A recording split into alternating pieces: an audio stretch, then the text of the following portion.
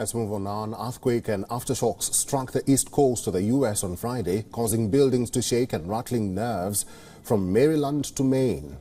It's been termed the biggest earthquake to hit the U.S. coast in a century. The U.S. Geological Survey measured the quake as at 4.8 magnitude, with its epicenter near New Jersey, about 64 kilometers west of New York City.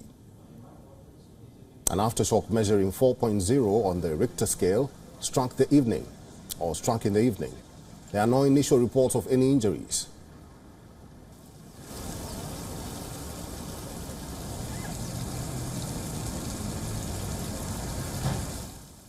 With regard to the earthquake, I spoke to the governor. He thinks everything's under control. He's not too concerned about it. The governor of New Jersey, so things are all right. As of now, no major damage has been reported, but New York Governor Kathy Hochul has warned of the possibility of more aftershocks. Meanwhile, engineering teams are carrying out inspections of roads and bridges.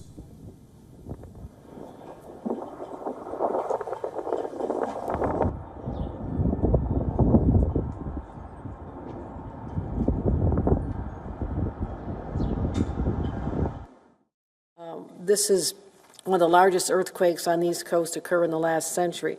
So I immediately directed my emergency management team, the second we received word of this, to start doing damage assessments, any life in danger, and finding out whether there's any bridges or tunnels that are compromised.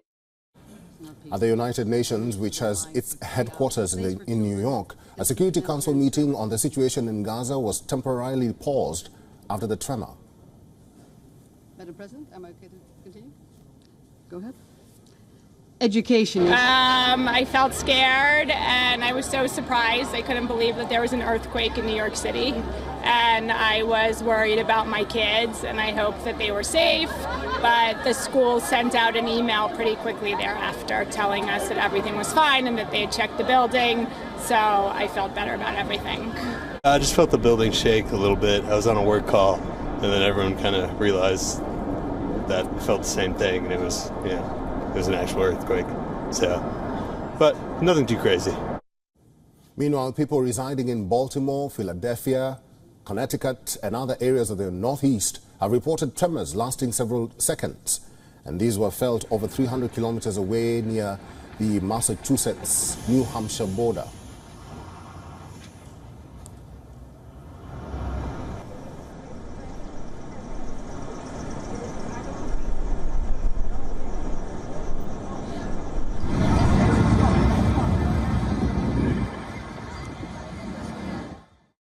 I felt actually the earthquake and I felt my head and my stomach was shaking. Afterwards I thought that it was earthquake, and also last year we actually I